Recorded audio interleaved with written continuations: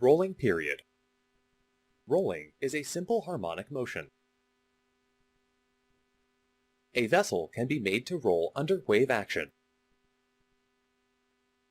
Rolling period is an important parameter in ship handling too.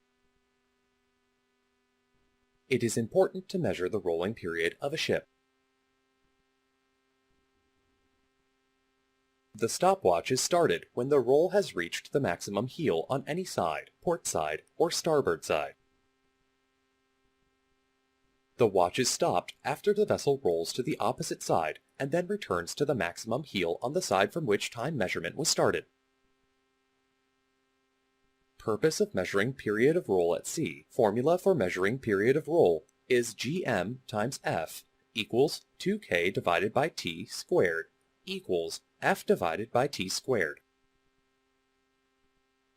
During a sea voyage, due to consumption of fuel, water, and stores, the values of gm and k will change.